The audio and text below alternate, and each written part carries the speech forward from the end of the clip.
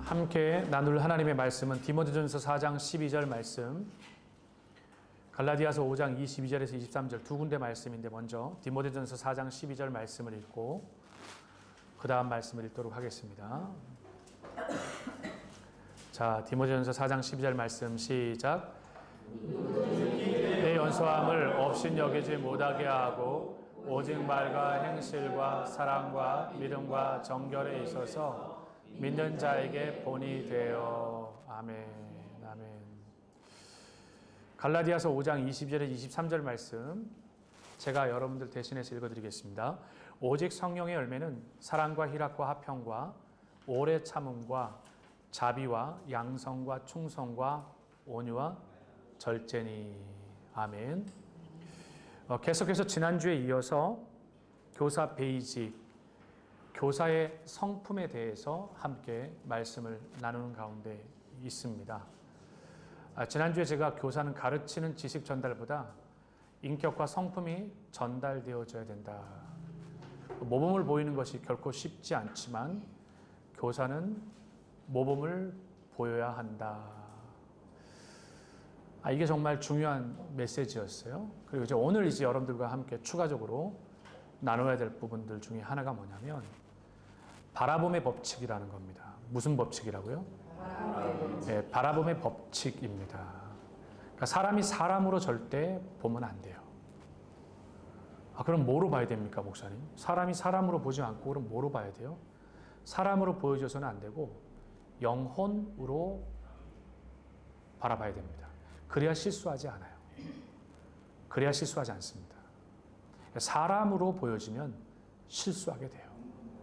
사람은 지금까지 살아오면서 독특한 고질적인 습관이 있어요. 나쁜 습관이. 그게 뭐냐면 사회적인 틀과 배경 속에서 우리가 살아왔고 또 그렇게 사회 안에서 직장 생활도 이렇게 하다 보니까 위계 질서라는 게 있어요. 회사에도 사장님이 있고 직원이 있는 것처럼 또 군에서의 상명 하복이 있는 것처럼 그 영적인 세계 안에서 우리가 받아들일 때 그런 것들이 사실 쉽게 접근될 수가 없는 그런 요소들이 있어요.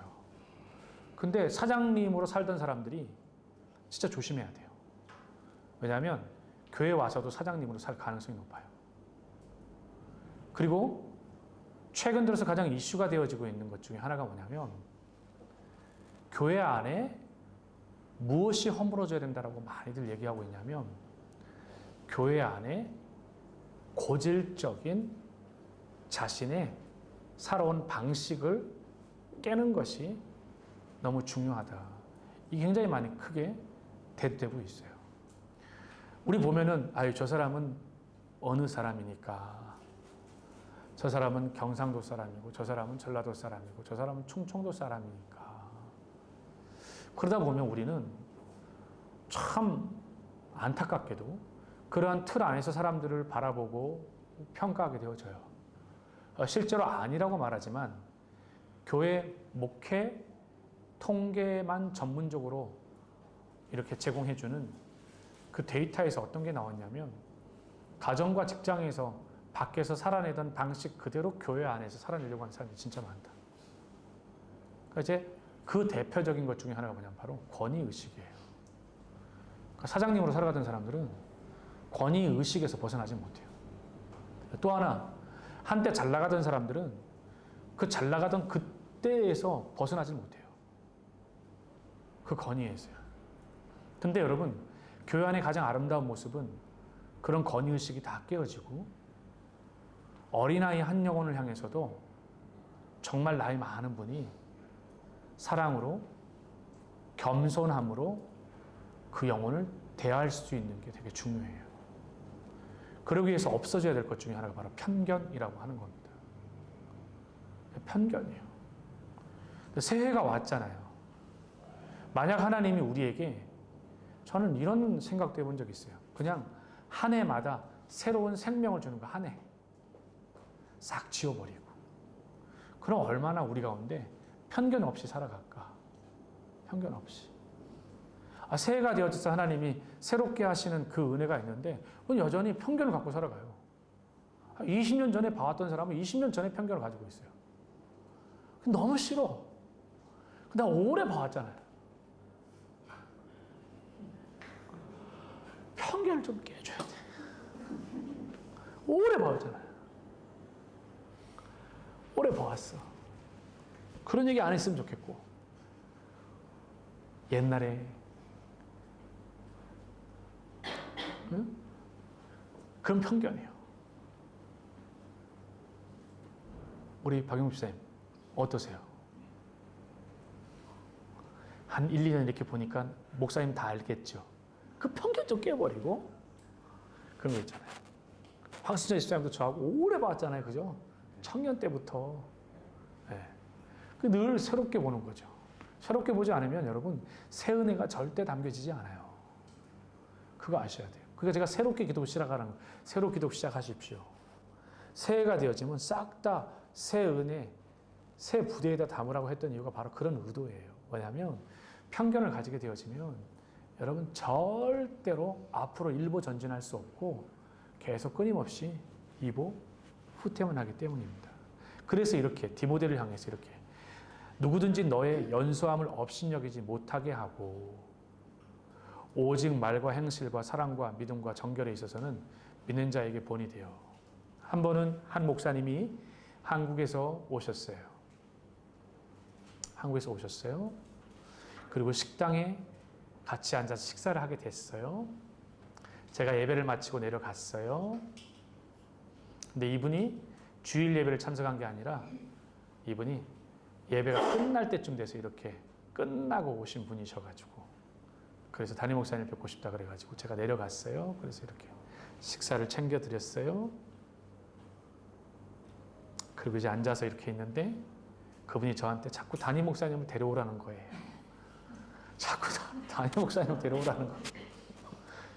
제가 담임 목사인데요. 그랬더니 그분이 저에게 담임 목사님이세요? 이렇게 그러는 거예요. 그럼 그분은 이렇게 보면서 저를 본 지 1, 2분도 안 됐는데 이미 담임 목사가 잘 보이지 않았던 거예요. 어떻게 살아가는 게 담임 목사님처럼 보이는 건가요? 어떻게 살아가는 게? 너무 예뻐서 귀여워가지고 기분 진짜 나쁘네. 최고의 칭찬인 줄 알았는데 아니 권사님한테 들으니까 칭찬했는데 그분이 이렇게 보는 그거는 그게 아니었어요. 네 그래요. 담임 목사인데요. 제가 그렇게 얘기했어요.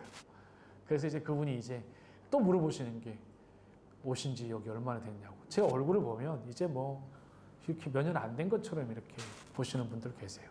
편견이 되게 무서워요. 선교사회 모임을 가게 되면 특히 온 지 얼마 안 된 오래전부터 20년, 30년 동안 봐왔던 선교사님들은 다 시니어들은 다 알고 지내는 분인데 온 지 꼭 3년, 4년, 5년 되신 분이 온 지 얼마 됐어요? 이렇게 물어보셔요. 얼마 안 됐어요. 이렇게. 예. 이 편견이 그렇게 무서운 거잖아요. 그러면 그분이 말수가 줄어들기 시작을 하더라고요. 제가 왜 이런 얘기를 여러분께 드리냐면 우리가 아이들을 향해서 가르치고 이렇게 할 때 성품의 영역에서 제일 중요한 건 성품 밖에처럼 보이지만 편견이라고 하는 것이 우리의 성품이 될 수 있어요. 굳어져 버린 이 편견에 대한 그걸 깨지 않으면 우린 끊임없이 그분을 이야기할 때 이런 분이에요. 저런 분이에요. 그렇게 해요. 그럼 여러분 목회 못해요. 새롭게 새 은혜를 담아내야만 돼요. 그러니 여러분이 아이들을 대할 때에도 누이 집 아들 아이고 그렇게 보기보다는 그 영혼으로 보지 않으면 안 돼요. 혹시 그리고 내가 1년 동안 그 아이를 담임을 했다고 쳐요. 그 다음에 또 올라가 반이. 그러면 이 아이에 대한 편견으로 인하여 가지고 우리 안에 첫날 첫 모임부터 우리 안에 잣대가 만들어지는데 절대 그렇게 되지 않도록 하기 위해서는 그 편견을 허무는 것이 중요합니다. 오죽하면 바울이 디모데 전서에서 뭐라고요? 누구든지 내 연소함을 업신여기지 못하게 하고 오직 말과 행실과 사랑과 믿음과 정결에 있어서 믿는 자에게 본이 되어져라. 디모데가 나이 어린 사람이었어요. 에베소에서 목회하던 나의 젊은 사람인데 그 젊은 자에게 주는 메시지예요. 결국 하나님께서는 오늘도 우리가 교회 안에서 하나님의 사람들 한 사람 한 사람을 대할 때 어떤 마음으로 대해야 될까? 한 사람 한 사람을 대할 때 진짜 어떤 마음으로 대해야 될까? 한번 기도의 제목이 되었으면 좋겠고요. 우리 아이들 한 사람 한 사람을 대할 때 어떤 마음으로 대해야 될지 여러분 이거 깨셔야 돼요. 그러지 않으면 병 들어가요. 여러분이 병 들어가고 공동체가 병 들어가기 때문에 그래요. 편견의 말을 절대로 옮기지 마세요. 편견의 말을 절대로 옮기지 마세요.